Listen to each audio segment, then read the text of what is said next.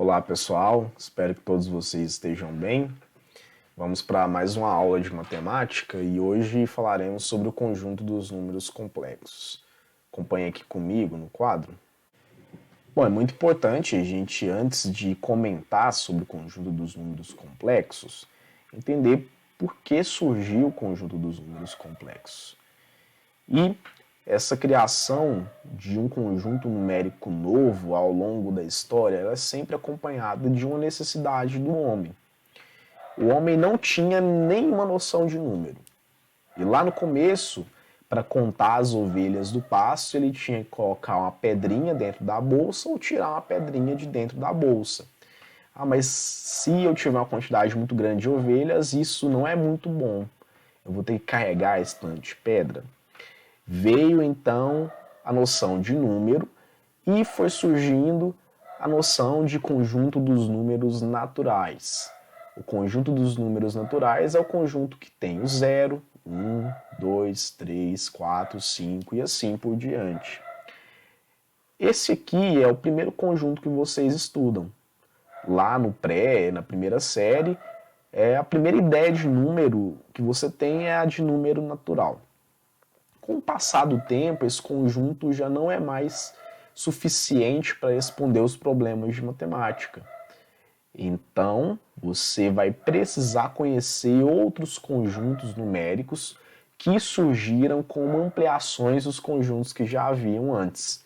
Veio aqui o conjunto dos números inteiros, conjunto dos números racionais, conjunto dos números irracionais e o conjunto dos números reais. Até o presente momento, esses conjuntos numéricos aqui, com os números que estão nesses conjuntos, eles já eram suficiente para a gente resolver um monte de problemas, tá? Mas tem um tipo de problema em particular que a gente não consegue resolver no conjunto dos números reais, passando-se então agora para o conhecimento do conjunto dos números complexos. E que problema seria esse? Eu vou tratar desse problema aqui e depois nós voltamos para formalizar a ideia de número complexo. Observe esse exemplo 2. Resolva a equação x² menos 6x mais 13 igual a 0. Essa aqui é uma equação de segundo grau que nós podemos resolver através da fórmula de Bhaskara. Inicialmente nós coletamos os coeficientes. Aqui eu tenho o coeficiente A valendo 1. O coeficiente B, que vale menos 6, e o coeficiente C, que vale 13. Calculando o valor de delta, delta é igual a B ao quadrado menos 4 vezes A vezes C. Substituindo, menos 6 ao quadrado menos 4 vezes 1 vezes 13, tá? Menos 6 ao quadrado vale 36, menos 4 vezes 1 vezes 13, que é 52, resultando-se assim em menos 16. Aqui está o nosso problema. A gente sempre parava aqui e escrevíamos até assim, ó, x não pertence ao conjunto dos números reais. Por quê? Lá na fórmula de Bhaskara, continuando essa equação, quando eu faço x é igual, fórmula de Bhaskara aqui, menos b, mais ou menos a raiz quadrada do valor de delta, dividido, vou passar um tracinho aqui de divisão, por 2 vezes A. Observe que aqui eu tenho que tirar a raiz quadrada de delta, mas no conjunto dos números reais a gente não tem raiz quadrada de números negativos. O que vai acontecer é que você não sai daqui. Você sempre vai escrever x não pertence ao conjunto dos números reais. Agora a gente já vai conseguir resolver, dar uma continuidade para equações desse tipo. Então, vamos começar ali a saber o que é um número complexo. O que eu preciso para entender o que é um número complexo. Tudo bem? Primeiro, preciso entender o que é a unidade imaginária. A gente não tem no conjunto dos números reais nenhum número que elevado ao quadrado resulte em um valor negativo. Não temos. No conjunto dos números complexos, abriu-se aí a visão sobre os números e passamos a ter agora um número que elevado ao quadrado ele é negativo. E esse número ele é o número i. O número i ele é chamado de unidade imaginária. Essa unidade imaginária ela é a chave de todo o conjunto dos números complexos. Os números complexos serão construídos com base nessa unidade imaginária, sendo que esse número ele tem uma propriedade definidora que é a seguinte: toda vez que você levar a unidade imaginária ao quadrado, a resposta é igual a -1. Memorize isso. O quadrado da unidade imaginária é sempre -1, ok? Sabendo essa chave, que i ao quadrado é igual a -1, eu já consigo ter uma ideia de diversos números complexos. E de um modo geral, qualquer número complexo pode ser escrito nessa forma. Eu tenho aqui um número complexo chamado de z, ele vai ser igual a A mais BI, ou seja, ele tem uma parte aqui sozinha e tem uma parte acompanhada da unidade imaginária, tá? Essa forma de escrever um número complexo ela é chamada de forma algébrica. Nós, com o tempo, veremos uma outra forma, que é chamada de forma trigonométrica, mas vamos começar da forma mais fácil, que é a forma algébrica, e é essa, A mais BI. Esse primeiro valor, que é o valor de A, ele é chamado de parte real, e que também pode ser escrito assim, ó, parte real do número complexo Z vai ser o A. Tá? Lembrando que a parte real é a parte que não acompanha a unidade imaginária. E a parte imaginária, que é o B, é sempre a parte do número complexo que acompanha a unidade imaginária. Alguns exemplos de números complexos. Aqui eu coloquei para vocês 3 exemplos de números complexos. Eu tenho uma parte sozinha, uma parte imaginária. Parte real, parte imaginária. Parte real, parte imaginária. Então, todo número complexo em sua forma algébrica, ele pode ser escrito nessa forma, A mais BI. Lembrando que o A é a parte real e o B é a parte imaginária. Com isso, olhando para esses números complexos que nós temos, o primeiro número complexo, ele tem como parte real o número 9. Enquanto o segundo número complexo, ele tem como, ainda no primeiro número complexo, a parte imaginária dele vale -1. Lembrando que a parte imaginária é só a parte que acompanha a unidade imaginária, ela não vem com a unidade imaginária junto. Aqui eu tenho um imaginário, então esse -1 vai ser a minha parte imaginária do número complexo, tá?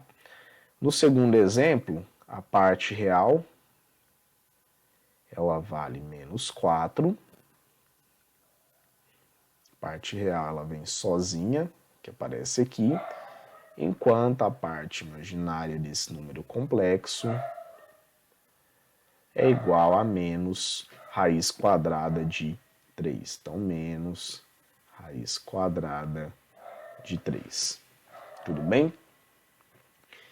O terceiro exemplo, ele tem como parte real 1/3. Então, a parte real aqui vale 1/3. E a parte imaginária desse número complexo vale 2. Ok? Bom, como a gente já tem a ideia da forma algébrica de um número complexo, eu posso continuar a resolver essa equação de segundo grau que nós demos uma pausa nela. Vocês vão ver que ao final dessa equação de segundo grau, nós vamos ter soluções complexas, tá? Soluções no conjunto dos números complexos. Substituindo, eu tenho menos o valor de b, que é menos 6, mais ou menos a raiz quadrada de delta. O delta vale menos 16. Vou dividir, então, dividido por 2 vezes 1. Tudo bem? A técnica é a seguinte. Aqui dentro, como eu tenho 16 negativo, eu posso escrever isso aqui como 16 vezes menos 1. Sendo assim, ó, negativo vezes negativo é positivo. Eu fico com 6 mais ou menos a raiz quadrada de... Esse 16 negativo eu vou trocar por 16 vezes menos 1. E você vai entender o porquê que eu estou trocando ele por 16 vezes menos 1. Essa troca ela é necessária para a gente conseguir expressar esse número complexo que é a solução dessa equação de segundo grau. E veja bem, esse menos 1 eu posso trocar ele por um número.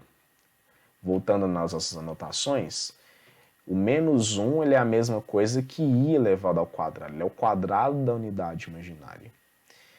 Se você tiver com a equação de segundo grau, precisar terminar ela no conjunto dos números complexos, troca o menos 1 por i ao quadrado. Vai ficar assim. Esse menos 1 que está aqui, eu trocarei ele por i ao quadrado. De modo que, ao continuar, eu tenho 6 mais ou menos a raiz quadrada de 16. Lembrando então que o menos 1 é a mesma coisa que i elevado ao quadrado. Tudo isso dividido por 2. Aqui embaixo eu terei 6 mais ou menos. Aqui eu já consigo tirar a raiz quadrada. Raiz quadrada de 16 é 4. A raiz quadrada de i ao quadrado eu corto o expoente 2 com a raiz, resultando somente em i, e tudo isso dividido por 2, tá? As soluções, então, tem aqui x' e o x duas linhas. Se eu simplifico 6 por 2, vai me dar 3. O primeiro eu vou usar o mais, o segundo eu vou usar o menos. E 4 dividido por 2 é 2. Então, 2i e 2i. O conjunto solução, então, da nossa equação de segundo grau vai ser 3 mais 2i e 3 menos 2i. Essas soluções são números complexos. Vejam que aqui eu tenho um número complexo com parte real 3, parte imaginária 2. Aqui parte real 3 e parte imaginária menos 2. Tudo bem? Algumas observações importantes sobre o conjunto dos números complexos. Se você vê um número desse tipo, z igual a 3, por exemplo. Esse número ele não tem parte imaginária, ou seja, a parte imaginária dele é 0. Se o número ele não tiver a parte imaginária, você pode chamá-lo de número real, simplesmente. Lembrando que todo número real é um número complexo. O contrário que não é válido. Nem todo número complexo é um número real. Tudo bem? Mas se ao invés de um número não ter a parte imaginária, suponha que ele não tenha a parte real. Ou seja, ele seja escrito, por exemplo, só assim, ó, 3i. Tá? Ele não tem essa parte real. Se ele não tem a parte real, ele vai ser chamado de imaginário puro. Ok? O número ele é imaginário puro toda vez que ele não tem parte real. E ele é número real quando ele não tem parte imaginária. Certo? Uma outra observação sobre o conjunto dos números complexos é que a gente não tem relação de ordem no conjunto dos números complexos. Isso se eu não estiver falando de um número real, tá? O que isso quer dizer? Se eu pego dois números complexos, por exemplo, eu pego aqui um exemplo, né?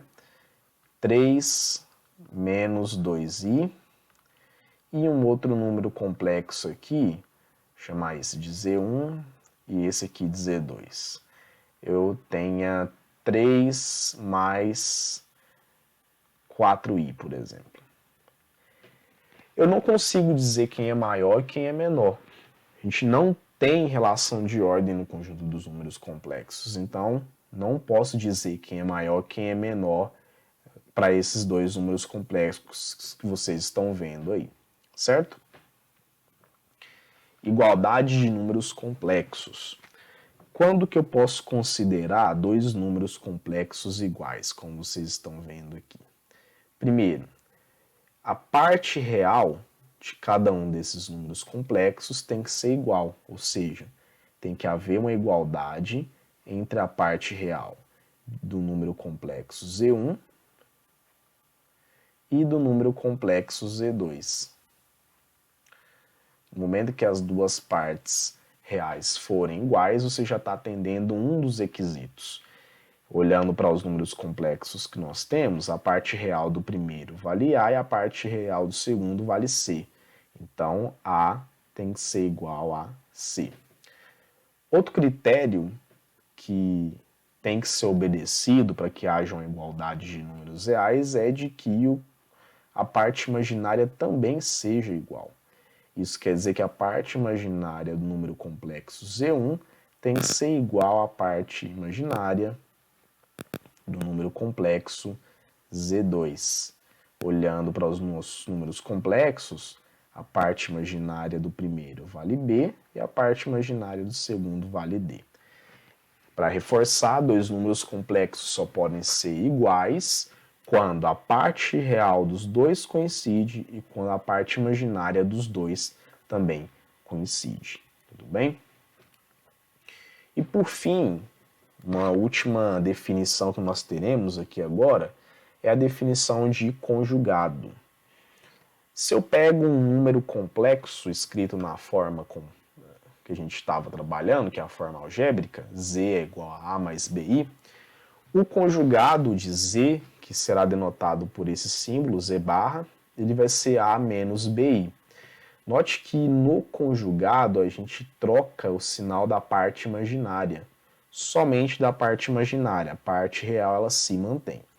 Então, um número complexo, quando eu quero calcular o conjugado dele, basta trocar o sinal da parte imaginária, somente da parte imaginária. Olhando para os nossos exemplos, se eu tenho z igual a 4 mais i, obviamente, o conjugado desse número complexo, que eu estou representando aqui por uma barrinha em cima, o z barra vai ser 4 menos 5i. Tudo bem? E do outro número complexo, o conjugado vai ser menos 1 mais 2i. Até a próxima.